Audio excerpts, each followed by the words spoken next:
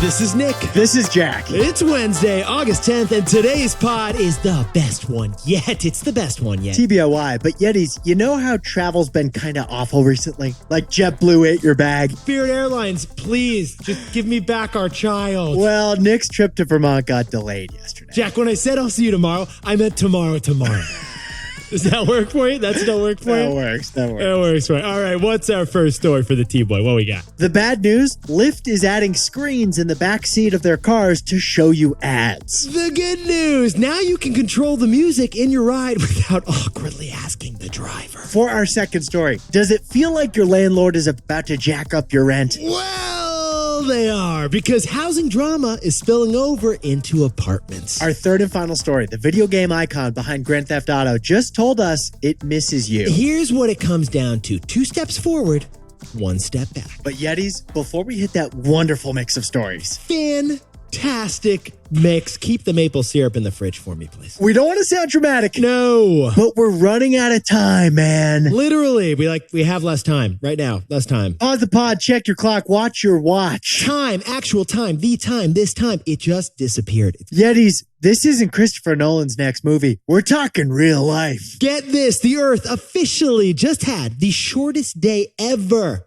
on June 29th. It turns out there is an official timekeeper for planet Earth. It's a pretty good job. The International Earth Rotation and References System Service. It's a working title. Those international bureaucrats have an atomic clock that's way more precise than your Timex is. Well, our buddies over at the IERRS just said that Earth rotated itself 360 degrees faster than ever on June 29th. Now, we all learned in second grade that each rotation of the Earth should take 24 hours. That's why we call 24 hours a day. Ipso facto, 86,400 seconds. But on June 29th of this summer, the Earth spun 1.56 milliseconds faster than normal. And that is 1.56 milliseconds of less daytime for us. Now, we're not going to go into the rocket science behind the why this happened. Let's just assume the Earth was in a rush to get through the pandemic, too. But did your meditation feel like it ended early on June 29th? It's because of those 1.56 milliseconds. Did your 2-miler around Central Park feel like it was run faster? It's because of those 1.56 milliseconds. And did our podcast on June 29th not feel like a T-Boy? It wasn't us. We swear it wasn't us. We blame those 1.56 milliseconds. They were the best 1.56 milliseconds yet. But they're gone forever. Yetis, check your watch, check your time, check your clock. Let's hit our 3 stories. Let's go, baby. 15 years before this song, 2 boys from the Northeast met in a dorm. They had an idea that caused a cultural storm. It's the best one yet, but the best is a norm. Jack, Nick, that's it.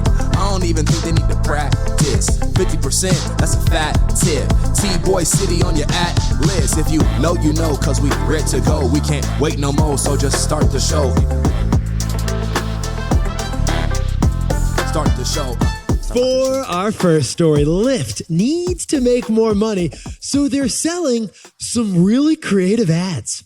Everywhere. They're doing it everywhere. Because Lyft figured out how to add spinach to a smoothie, and you don't even notice. Okay, Jack, can we talk about Lyft here? Lyft, they're looking less Honda Civic, more Lamborghini. Lyft stock is up 50% in the past month. It's up 50%. Oh, and we should clarify, Lyft stock, though, Lyft is still worth 1 Lyft. True. Worth 1 Lyft. And that's because rides have climbed all the way back to near pre-pandemic levels for Lyft. Jumping into that white Acura like never before. But Lyft just announced a new move. It's called Lyft Media. Lyft is putting little digital billboards everywhere. Now, Uber already does this. You might have noticed in your Uber app that they're tossing an ad at you while you're waiting for your driver to arrive. Get this, Uber makes $225 million this year on ads. Lyft is doing something more. They're putting big screens on the top of the cars for hyper-localized out-of-home ads. Which reminds pedestrians standing nearby that, hey, GoPuff delivers on this block from that bodega right there. Lyft is also putting ads on its bike share stations in New York City and other places. It's even letting brands do an entire takeover of the Lyft app while you're using it. This was one of the coolest parts. Vita Coco, the coconut water brand, they paid Lyft to take over the little car icons that you see moving around the streets on the Lyft ad. Instead, they don't look like cars. They look like coconuts. It's adorable, but it's because you're arriving in that Lyft near a grocery store. Oscar Mayer did the same thing. They paid to take over the car so that they look like Wienermobiles in the app. Because the temperature outside your Lyft was above 80 degrees Fahrenheit, and that's barbecue weather. But that's not even the wildest part. Lyft is doing even more. The way Jack and I see it, Lyft is turning the inside of the car into your phone. Hear us out, Yetis. Lyft is adding tablets to the inside of Lyft vehicles. Yeah, 1 out of 4 Lyft cars by the end of this year is going to have one of these Lyft-made tablets. It's a single screen. It's going to be in the backseat, and it's going to let the passenger control the car and the ride as if the car was their phone. Here's where things get interesting. Jack, do you want to be the backseat DJ in the back of that Acura? We all do. We want to be like, hey, driver, why are you playing Nickelback?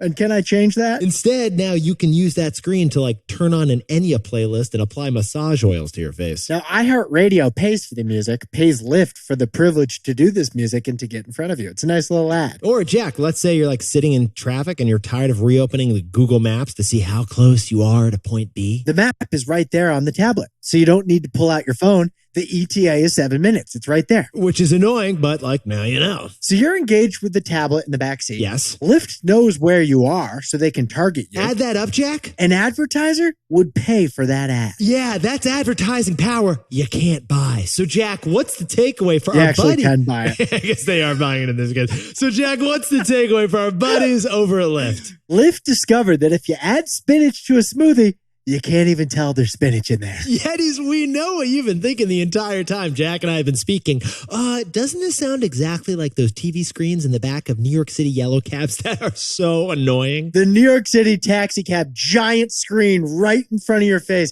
yelling commercials at you at 1 a.m. Love New York City yellow cabs, hate those screens. In fact, 22% of New York City cab riders turn off those screens because they're so annoying. They are a huge nuisance, but for Lyft, only 1% are turning off the tablet. We repeat, only 1% of Lyft riders don't like these tablets. For New York City cabs, 22% don't like them. The reason Lyft's tablets are so much less disliked is because Lyft surrounded the ads, which are annoying, with some great features. Which are actually pretty nice. And it reminds us of a smoothie. It does, because like the music you control and the map you see in that Lyft tablet, that's what you taste. Those are the maple almond butter, the milk, and the blueberries that make up the heart of the smoothie. They're delicious. The ads, you end up barely noticing. They're like the greens in the smoothie. That's the spinach and the kale. You barely even taste it's there. Lyft figured out how to add spinach to a smoothie.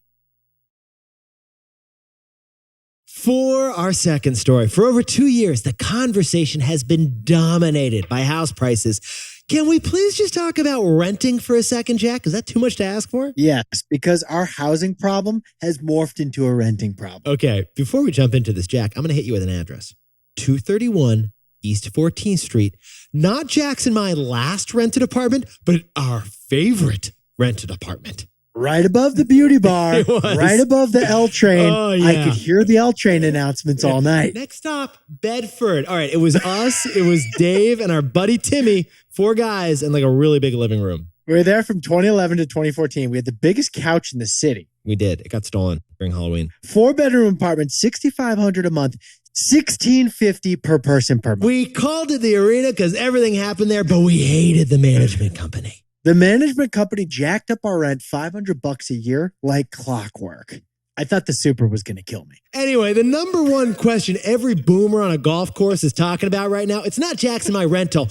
It's, did you hear how much Bob sold his condo for? No open house, no contingent, No. $1 million over asking. Yeah, because Yetis, the pandemic turned the housing market into a housing crisis. People were like literally bidding on 3-inch Zillow pics. Because the pandemic house hype had people wanting their own home. So demand annoyingly went up. But supply chain drama meant builders couldn't build new homes for everyone. So supply annoyingly went down. And now the Fed's jacking up interest rates. So mortgages are annoyingly more expensive. Add it all up, and the average home price in the second quarter in America was 40% higher than 2 years before. Which leads to the big question, and what is it, Jack? If people who can't afford to buy are renting instead, is that affecting rent prices? Well, besties, the answer to that big question is yes. Like, yeah, we are. It is the spillover effect, and it's hitting rent prices. Home buying problems are spilling over into the rental market. Okay, so Jack, what's going on the lovely island of Manhattan? In Manhattan, which remember, like during the pandemic, everyone fled. People were freaking. Today, only 1.9% of apartments are vacant. You like can't get onto the island of Manhattan. There's like a bouncer basically at every building. And the result of that shortage of apartments is that the average rent in Manhattan is up 29% compared to last year, passing $5,000 a month for the first time ever. That's a record high, 5,000. We're not talking about a wing of Buckingham Palace. We're talking about a 4-floor walk up in the West Village with no air conditioning. Oh, and to quote Frank Sinatra, if you can raise rent there, you can raise rent anywhere. It's up to you, every landlord, to raise rents, apparently. In Miami and Austin, rents are up over 20% from last year. It's not just cities. Sunbelt Susan, she's feeling the rent hike too. Nationwide, the average apartment across the entire country, rents are up 15% compared to last year. Renting has gone up almost double the rate of inflation. And for the first time in this country, the average apartment costs over $2,000 a month. So, Jack, what's the takeaway for everyone in the housing market? The less local your landlord, the higher the rent hike. Yetis, the Hustle newsletter recently conducted an interesting survey of over 2,000 renters. It turns out whether your rent got jacked up in the past year depends on what type of landlord you had. Okay, let's say you've got a mom and pop landlord who has like 5 units or less. A mom and pop landlord owns the building probably. They probably live in the building, so they fix the plumbing and the broken steps themselves. Well, only 57% of apartments owned by mom and pop landlords had a rent hike this year. Conglomerate landlords, these are the big corporations and the big investors that own 10,000 units or more. Well, 85% of apartments owned by conglomerate landlords had a rent hike this year. So 50% of mom and pop apartments, 85% of conglomerate apartments. Yeah, it is. The less local the landlord, the higher the rent hike. And now a word about our sponsor, Robinhood. So for the last 3.5 years, Jack and I were running a startup within a startup, basically. We turned our company Market Snacks into Robinhood Snacks, the news arm of Robinhood. And at Robinhood, we co-hosted the Snacks Daily Pod that you got to know and love. At Robinhood, we also got to hire an awesome team of news people who run the Robinhood Snacks newsletter. Wild fact here, the biggest newsletter in America, Robinhood Snacks. A key detail, though, not many are aware of, is the editorial independence. So Jack and I set it up so that we could independently cover the most interesting and most important news stories of the day. Robinhood's commitment to free, digestible news snack style was an awesome differentiator. Yeah, if you're not investing in Robinhood yet, to get started, go to robinhood.com/tboy and choose a free stock. That's robinhood.com/TBOY. Certain limitations apply. All investments involve risk. Robinhood Financial LLC, member SIPC. By the way, Robinhood is no longer affiliated with us or the podcast. For our third and final story, Ready Player None. The video game companies are all announcing sales shrinkage. Video games, they enjoyed 2 steps forward during the pandemic and 1 step back since. Okay, when Jack and I were kids, yeah, it is like stay at home meant play video games. So the pandemic's shelter in place was just another way of saying turn on PlayStation. But video game company Take-Two just made it official. It's game over for the pandemic-fueled video game growth. Take-Two. You may not know Take-Two, the company, but they're the video game studio behind like some of the biggest video games like Grand Theft Auto, NBA 2K, Red Dead Redemption. And they just announced their earnings. And if you don't include the company that they bought last quarter, which was the gaming company Zynga, then Take-Two sales barely rose by 3% compared to last year. But Yetis, here's what Jack and I found fascinating when we jumped into these Take-Two earnings. It's actually way worse for the other players playing the video game. According to the research group NPD, overall spending in the US on video games is down for 2 straight quarters overall. Yeah, Sony's PlayStation, Microsoft's Xbox, Nintendo Switch, they all sold fewer consoles last quarter. Electronic Arts, Activision Blizzard, for them, it was big disappointments last quarter too. Get in the game. They're out of the game. No one's getting in the game. And even the chip companies that make the key parts for the gaming consoles, they've announced a weakening of sales forecasts. Now, there are 2 clear reasons for this video game over drop-off. First, you're hanging out less with Mario.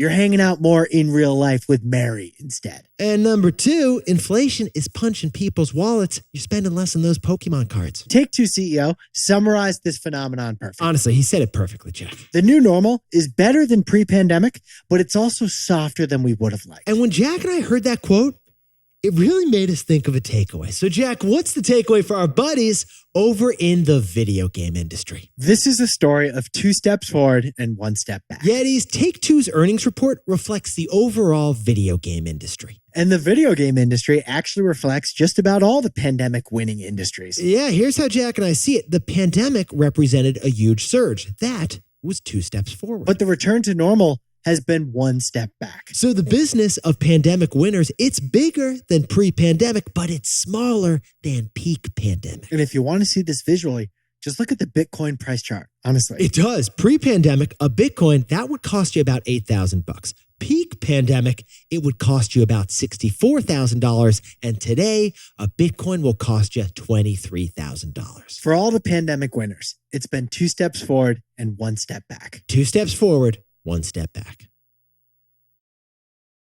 Jack, can you whip up the takeaways for us before I see you on that paddleboard? Lyft is supplementing its ride-hail revenue with a bunch of new ad revenue. Yeah, they figured out how to add spinach to a smoothie. You can barely taste it. For our second story, the housing market froth has spilled over into rentals. And the less local your landlord, the higher the rent hike. And our third and final story is the video game industry. Their numbers are down from the peak, but they're still up from pre-pandemic. 2 steps forward, 1 step back. Now, time for the best fact yet. This one sent in by Abby Largess from lovely Buffalo, New York. And this is a follow-up from our best fact yet this week about mosquitoes. Hi, Nick. Hi, Jack. My name is Abby, and I am from Buffalo, New York. Although the mosquito is responsible for the highest number of human deaths in a given year, one of the most venomous animals on Earth actually lives in the ocean. The boxed jellyfish's venom is so poisonous it can kill a human in 2 minutes. One of the more unique things of the boxed jellyfish is that it actually seeks out its prey. Other members of the jellyfish family just float around in the ocean and passively wait for its food to come by. A hunting, poisonous, I don't know if I'm boneless going to meet you on that paddleboard, Jack. creature. I'm not certain. Jack, we thought the fallen coconuts were scary. This thing's part barracuda, part tiger. It's a man-bear pig. Yetis, you look fantastic today. And if you want to help grow the pod, the best thing you can do is turn to the person next to you and say, hey, HYH, TBOY. Have you had the best one yet? And then get them to subscribe. If you know, you know. And before we go, happy birthday to Yeti Anthony Lewis in Bethlehem, Georgia. And happy 31st to Gayatri Gotti in Seattle, Washington. And Kong Wong Lee, happy birthday over in Belmont, just outside Boston. And a big HBD to Zach in Chicago. And Brandon W's turning 33 over in Foley, Alabama. Congrats to Susanna John, who just got a promotion at one of the big 4 firms in Barbados. And watch out for those fallen coconuts. And happy birthday to Summer Noodle Mastis in Brooklyn, New York. Who's using our rap jingle, by the way, Jack, as her alarm clock. No way. Way. That's fantastic. And Soham, congrats on that new job over in Boston. Congrats to Serena for retiring after 23 championships. And to Deloitte's Austin, Texas MBA interns, congrats on all getting full-time offers. Everyone? Everyone. Are we sure it's everyone? Hire this fan. Amazing news. And to anyone else celebrating something today, make it a T-Boy. Celebrate the wins. This is Jack. Nick and I both own stock of Zillow and Robinhood, and we both own some Bitcoin. And now a word from our sponsor, Robinhood. Nick, you got introduced to the Robinhood app the old-fashioned way, right? Yeah, I did. My girlfriend, now wife's older brother, who was that guy who worked in tech and knew about the next iPhone before Apple did. He told you about the Robinhood app? He told me about the Robinhood app. All right, so you signed up because you wanted to buy a stock. Because it was hard to figure out how to buy a stock when you're 25 and it's 2014. Yeah, back then you had to find a broker, call a broker on the phone, Call them. pay a commission to that broker. Instead of calling, suddenly there's this app. You just swipe and you could buy the stock. Robinhood's interface felt as easy as ordering an Uber or snagging a sandwich on Seamless. And it still is. So if you're not a Robinhood user yet and you want to get started, you can go to Robinhood.com/TBoy and you can choose, get this, a free stock. That's Robinhood.com/TBOY. Certain limitations apply, and all investments involve risk. Robinhood Financial LLC, member SIPC. Robinhood, by the way, no longer affiliated with us or the podcast.